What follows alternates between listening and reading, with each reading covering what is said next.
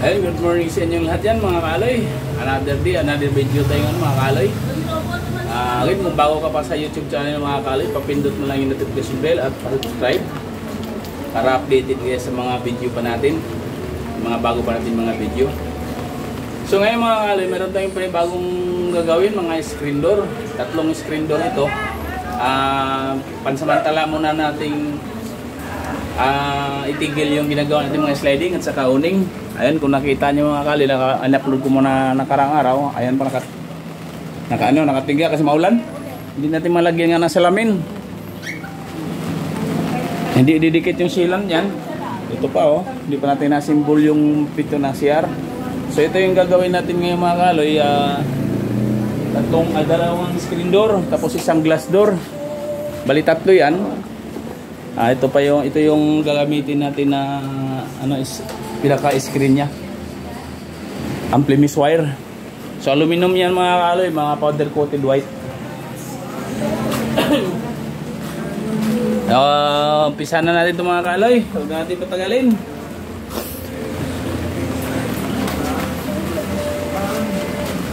Yan, medyo tinanghali kasi tayo ngayon kasi namilipat tayo. Biglaan lang kasi ito na pinaparas. Ayan. So ito yung gagawin natin mga kaloy. Tatlo. Ayan. Itong dalawa, ito yung screen door natin. Ayan. Itong isa, ito yung glass door na French type. May hati-hati siya. So unahin muna natin pagputo lahat yung mga kaloy. Ang gagawin natin mga kaloy ay puputulin muna natin lahat.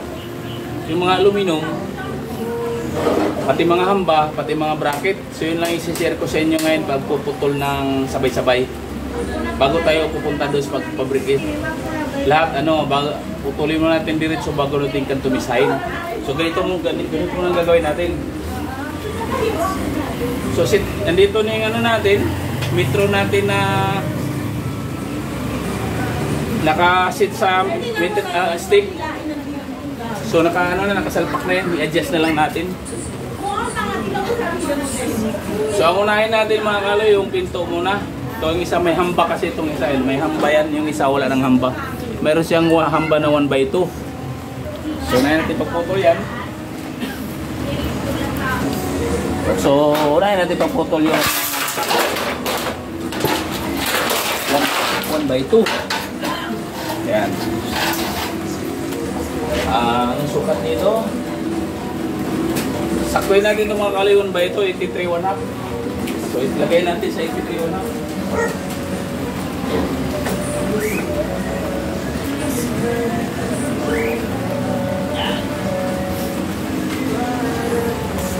Yan, hamba.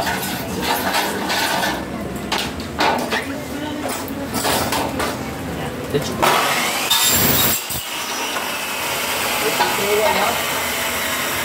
So, dalawa kailangan natin.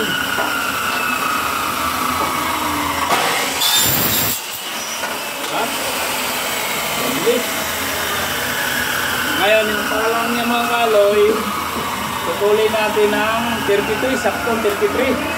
Lagay natin sa 33. Ito yung kagandahan dito mga kaloy nga sa ginagawa natin improvise na metro natin. Hindi natin magsusukat-sukat, di ba? 33, isa lang gagawin natin.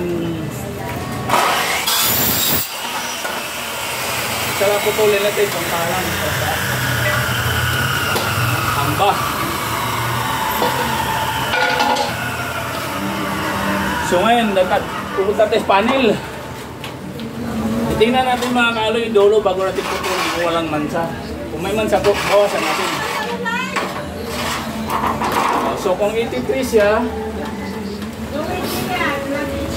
medyo masama pa pagkiramdam ko mga kaloy kasi may lagnat na ako kagabi.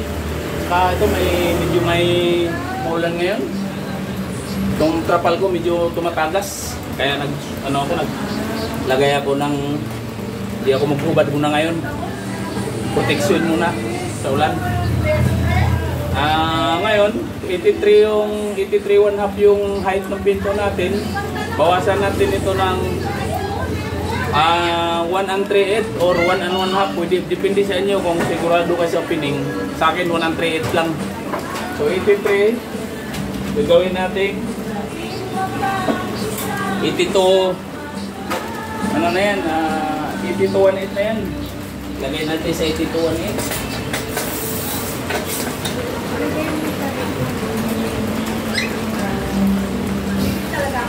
List 1 and ilis lang natin yung hamba natin sa taas mga kaloy. Tapos yung clearance pa ng pinto, nasa atin yan kung pwede ka mag-clearance ng 3/8 or 1/2. Basta sigurado kayo sa opening ng sukat ninyo. Yan, lumalakas na naman yung ulan mga kaloy. Natin magawa din. Kailangan natin magpaulan natin konti, magpaanggi.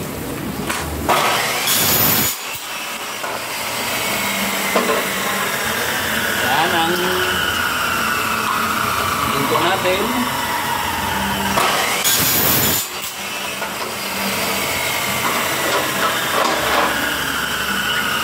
So, naputol natin ang dalawa, yung pahalang na naman.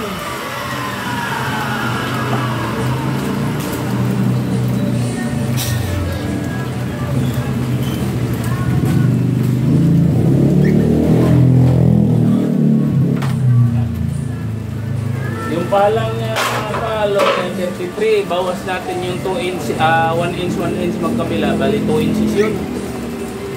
So, plus clearance pa. 1/4 na i-clearance natin sa bisagra at saka yung ano na yun sa loob. So kung 33 yan, list 2 and 1/4, magiging ano lang ito, 33/4 na lang ang putulin natin. So 33/4.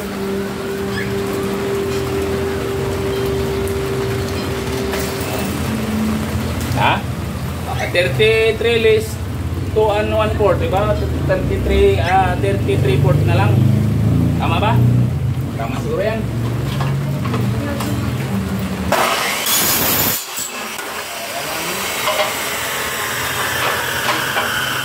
Yan ang duruan natin. Mahirap mga kaloy, medyo mabasa.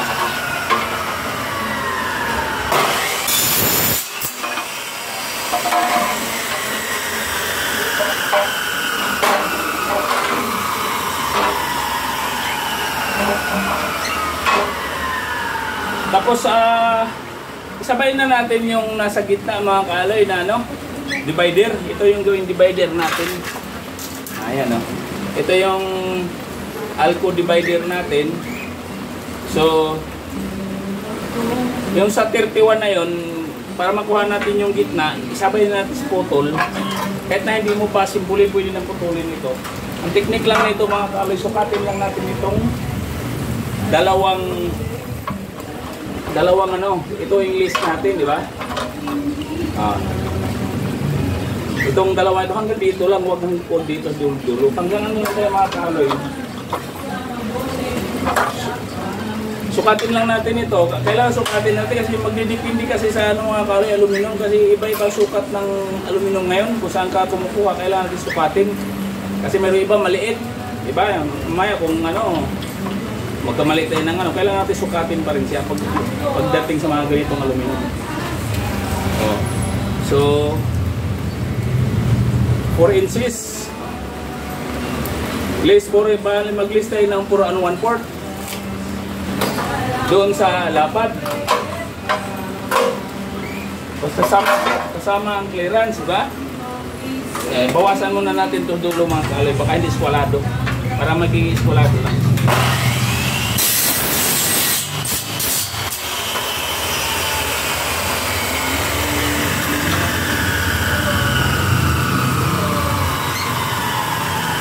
List 4 lang pala tayo mga kaloy kasi mayroon ng clearance kanina yung 1/4 plus pag mga hamba natin. So list 4 lang tayo. So kung 30 ano yan, 33/4 list ano, ilagay natin sa ano rito. Ayan, list 4. Buhay tayo sa 33/4.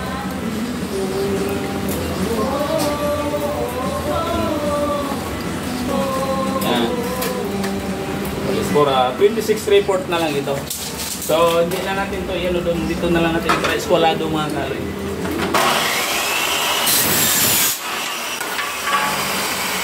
.33 plus 4. So, magiging 26 report na lang. Ayan. Iskisa natin.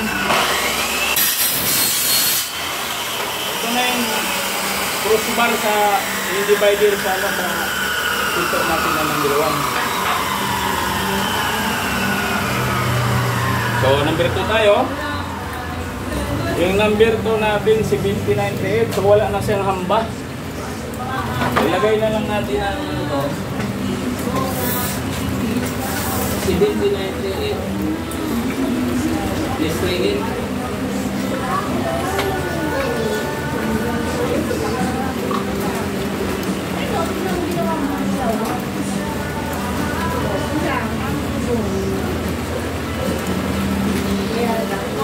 And 7938, less 38 na lang tayo kasi wala na siyang hamba.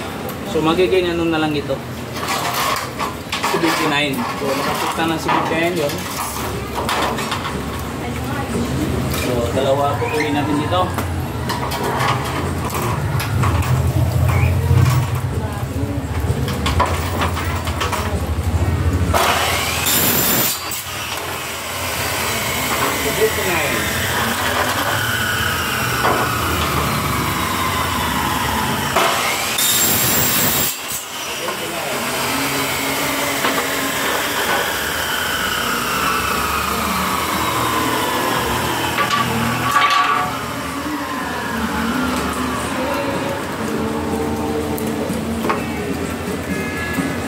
Tapos yung lapad nito mga kaaloy, 3178 yung taas.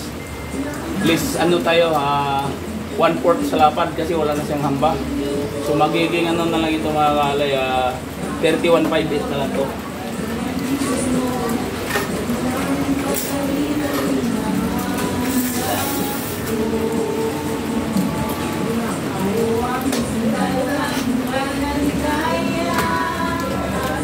So 3158. Dahil iskwalado itong pinto na ito mga kaaloy, maliit yung baba. So lagyan natin ito ng top. Ayan. Ayan, yung diskwalado kasi ito, malaki ang diferensya. Kailangan natin siyang habulin. Diferensya siya ng 3/8. So ang pangit niya pag hindi natin habol. So sa baba, 31/1/4 less 1/4, 31/1/2 less 1/4 tayo, magiging 31/1/4 na lang yan. 31/1/4.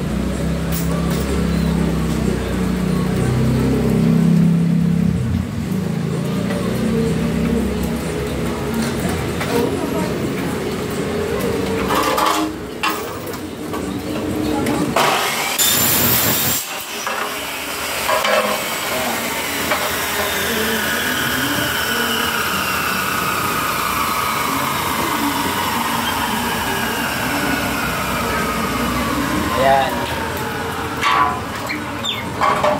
Ngayon, yung panggitna nito mga kaaloy, approximate natin na nasa gitna siya ng 3178 at saka 31/2. So nasa ano siya? 1/4 31/11/16. Yeah? So less 4 31/11/16 less 4. Yung ilis natin, dalawang sa gilid mga kalay, ba? Magiging ano to? 27.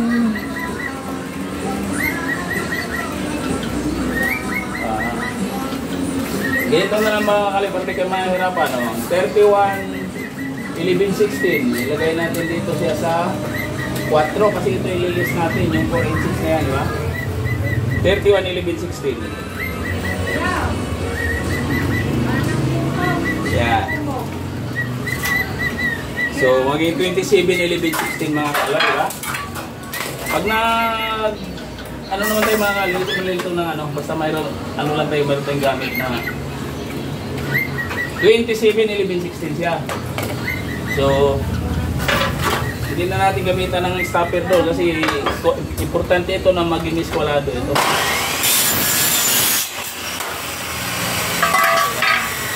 Kasi hindi na natin ito tumisahin. Ito na kasi putol niya mga kaloy.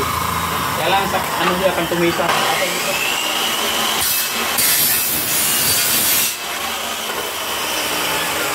So kailangan iskwalado. Ngayon sa door glass na tayo. Ang door glass pa rin naman mga kaloy, ito pa rin ginagamit kong ano, section, alcohol frame pa rin kasi yung glass naman dito pasok na pasok din sa gitna. Kaya pwede itong lagyan ng screen, pwede rin lagyan ng glass. So 83.5 itong sakto sa ano. O 83.5, mag-list lang tayo dito kasi wala nang humpala na. 83.18 na lang ito.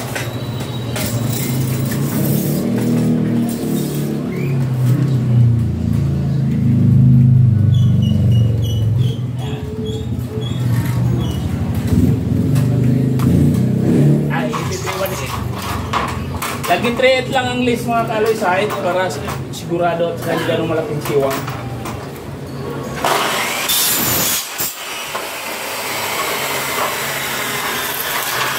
Dalawa.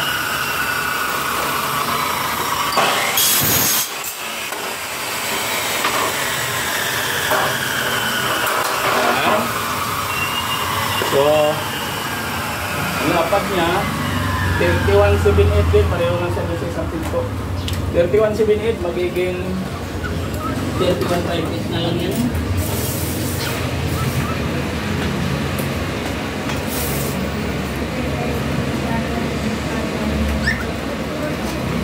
Yan. So 31.5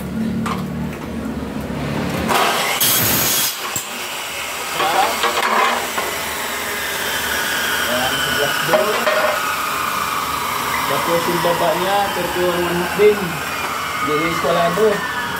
So 31.5 magiging 31.1/4 na lang.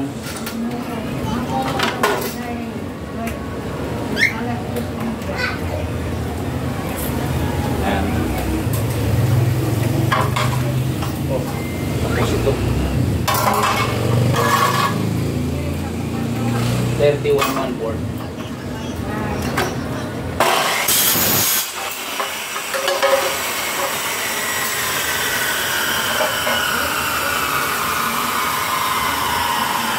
So yan, naputol. Itong glass door natin mga kaloy, wala na siyang crossbar kasi mayroon tayong hati-hati dito na ito yung gagamitin natin mamaya para sa ano, glass.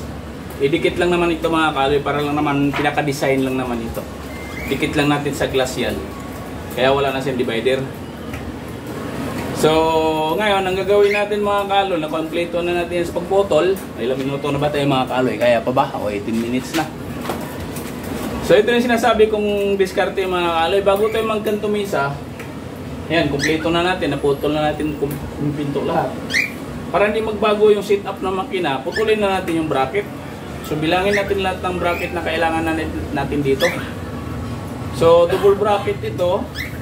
Yung para sa corner ay ano, 8 sa isang pinto. So 8 times 3 kasi pinto, 24 pieces ang kailangan natin pang bracket, diba? Yung pangloob. So, kailangan saktong-sakto yung bracket na yung mga kaloy para maganda kung ano, hindi maluwag, diba? Testing muna natin yung isa kung tapos lagay natin pattern dito. Guhitan natin dito sa makina.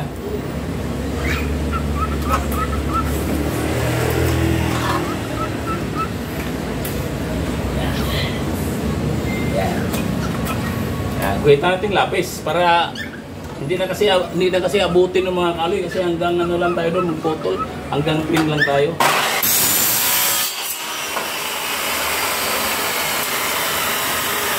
Ayan, i-try natin dito. Ayan, tamang-tama ito mga kaloy, oh. Diba? So, dahil mag-bracket na dito mamaya, dala-dalawa. So, kailangan natin dito 24 pieces. So, putol-putol na tayo mga kaloy, ha. 24.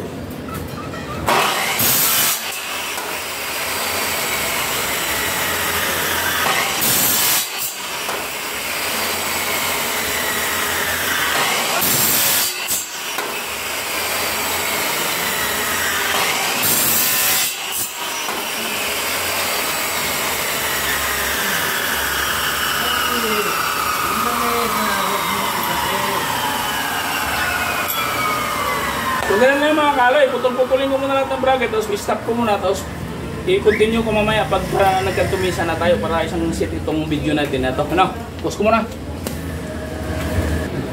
So ayan mga kaloy, kompleto na yung mga bracket natin, putol natin lahat. So ready na tayo sa pagkantumisa na naman. So ito yung sinasabi ko sa mga kaloy, kailan tuloy-tuloy lang natin, ano? Bago tayo umano ng ibang degree ng makina, kailan kompleto na natin lahat. So lagay natin sa 45 degrees yan.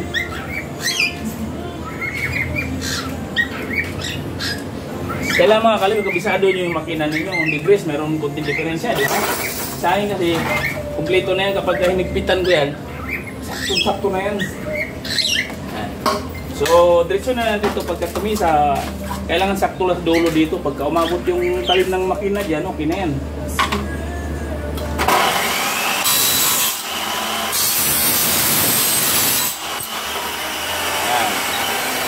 Ayan, tama. Pag sumagad sa dulo, sakto na yan.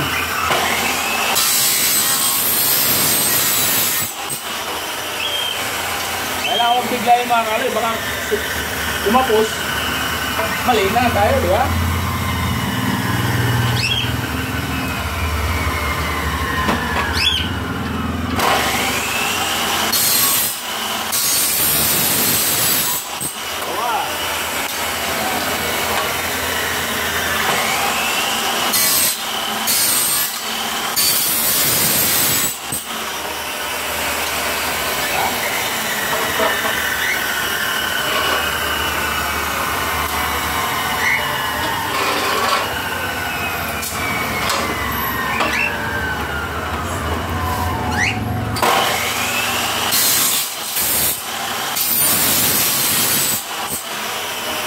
Hirap gumawa ng umulan mga kaloy.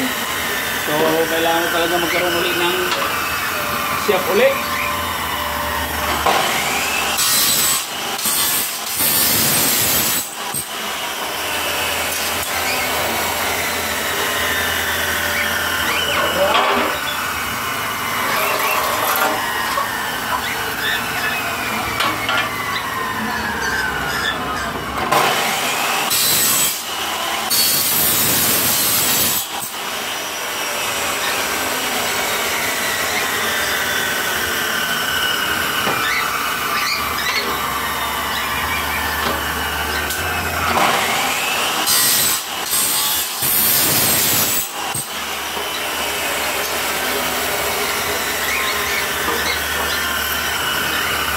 So yan, kung tumisahin naman natin lahat yan, ganun lang naman lahat yung mga kaloy. Abangan nyo lang mamaya uli pagka ipupost ko muna uli. Putol-putol yung video natin para maituro ko sa inyo yung pag kantumisa naman doon sa divider. Kasi kailangan kantumisahin natin yun para maganda tingnan, di ba?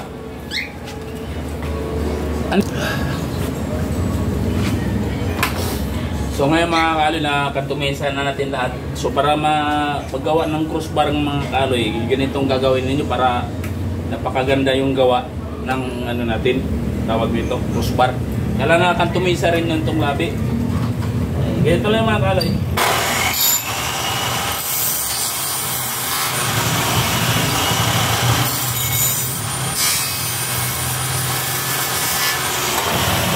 Kung napansin ninyo mga kaloy, may apply yan. So kailangan ito tanggalin ito. Kumuha tayo ng ganito ritaso, galing ito dito sa crossbar, tanggalin natin yung dalawang palikpik. Saka natin i-pattern dyan, pasok na. Diba? Ayan na, diba? So pasok na siya. So yung iba kasi nito mga kaloy, tinututok-tutok lang. Mas maganda kung nakantumisa para babagay siya rito na nakantumisa, diba? Para siya naka-prim. Kung itutok mo lang na gano'n, tapos kaltasin mo, pangit tingnan, diba? Kantumisa doon, tapos dito tutok-tutok. So, quality trabaho mga kaloy, ganitong gagawin ninyo. Madali na naman to kaloy, kayo rin lang naman ito. Mayroon tayong yung pag talim natin ng lagarit, magkayod natin yan. Nilagyan natin ng ano, hinasa natin yan ng ano. Tapos paklaisin lang natin yan.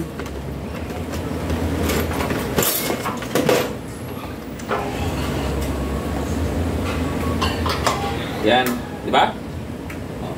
Tapos mamaya kantumisayan na may makina natin, may kantumisa yan na pabaligtad yung ano. So kaltasin ko muna lahat ito mga kaloy, ano. So yan, nakaltas na natin lahat mga kaloy. So ito ang pinaka-importante dito sa ano mga kaloy, para makantumisa natin ito. Di ba? Kantumisayan natin yan. Ito yung crossbar natin mga kaloy, nakikita nyo na kantumisa na rin yan, yan di ba? Tututok natin ito na kantumisa. So sa mga hindi nakakaalam dyan, yung makina natin, mayroon itong kantumisa na paano, iyon ko lang mga kaloy, iyo ko lang kamera. Hindi bali hindi na ako makita, yung makina lang tingnan ninyo. O, para sa mga beginners yan na mayroon tayong makina to, hindi natin alam kung ano saan ang purpose, di ba? Itatagilid natin ito mga kaloy. Ito may luluwagan ito para tumagi. Isagad lang natin, naka 45 degrees yung pag ganun yan. Diba? Oh. Ayan. Karagdagang kaalaman sa ano dyan. Lalo mga beginners ulit yan. Ito, pagkakataon nyo na to para malaman nyo anong purpose yung nakaganyan yung makina natin. Meron tong purpose. Pag 45 din nakapatayo, pwede. Diba? So ito na yung mga kaloy. Tansyahin lang natin mga kaloy na tama-tama lang na huwag sumagad ron sa ano. Masilip naman natin yan eh. Diba? Kabursa na mga kaloy, may lamisa tayo. Silipin na natin unti-unti na sumagad.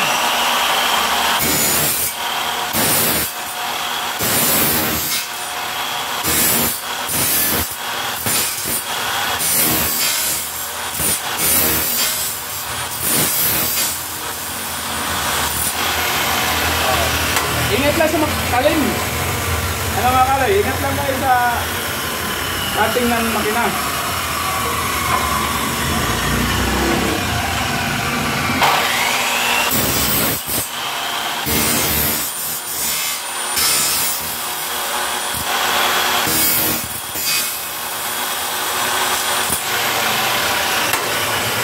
Ayan. Diba? Ngayon, kasi ito naka 45 degrees na ito, itutok na natin siya dyan. Tingnan natin ulapat na siya. Tingnan niyo mga kaloy ha. Lapit ko lang. Ganyan na yan ang mangyari. So, di ba? So, medyo kulang pa. Di bawasan natin pag hindi pa siya lapat. Kiskisan natin sa makina hanggang sa maglapat. Eh, itong kabila, konti pa ko, kunti-kunti pa. Hindi pa umabot sa kanto.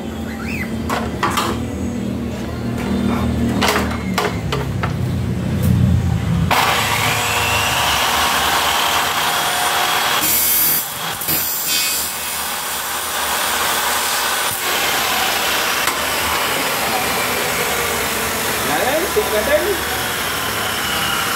Diba? So may kunti pa. Ito kunti na lang.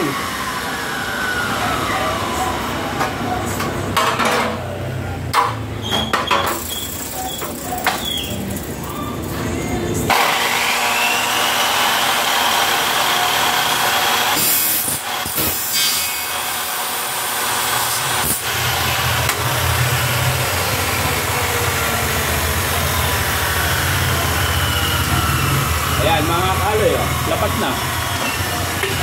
Diba? So diba, ang ganda pagkadali natin pagkakantumisa yung kanto. Ayan, diba? Kahit kabila, yan kasi ayos din naman yung pagkakantumisa ito. Kahit baligtaran yan, pwede naman yan. Ganoon natin. Diba? So, yan. Ganun lang gagawin natin mga kaloy pag gumawa tayo yung amplimisdor para mapulido tingnan. Lahat yan, ano natin, kantumisayan natin. Ingat lang lagi sa kamay, ulitin ko lang mga kaloy, ganito lang paghawak ng angat lang ito konti, ano nyo sa daliri ninyo, sa ito pa kaya pinaka thumb natin, pigilin.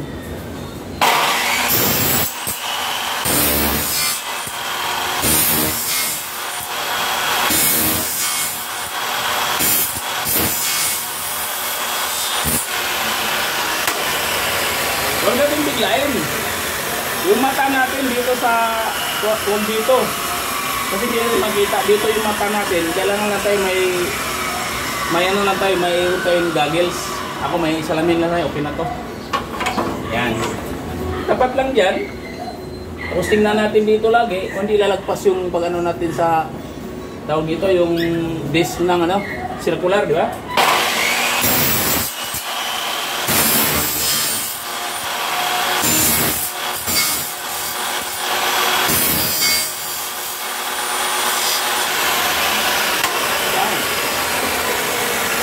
Tapos, check natin. Oh, diba? Lapat na lapat. Oh, right, tingnan niyo mga kaloy, walang daya yan. Diba? So, napakabilis kaysa grinderin mo, kikilin mo pa. Samantalang yung makina, naka-sit up na kasi yan para dyan. Baka meron lang hindi na kakaalam na mayroong purpose kaya nakaganyan yung ano natin. Maraming degree yung makina natin, may 45 degrees na nakaiga, mayroon nito yung 45 degrees na nakapatayo.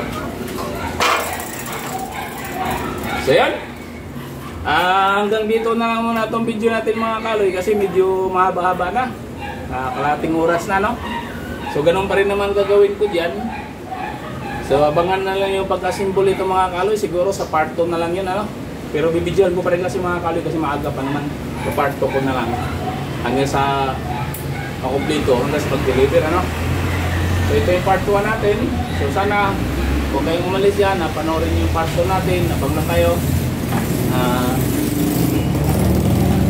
Hanggang dito muna ito. Shoutout pala bago tayo magtapos. Shoutout sa mga Dipper Boys na nanonood sa akin. Kanina, anong bumili ako nito, sila sa akin.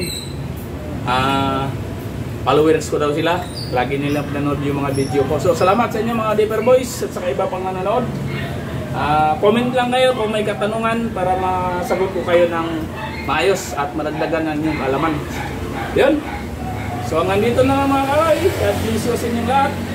Alam, bye-bye.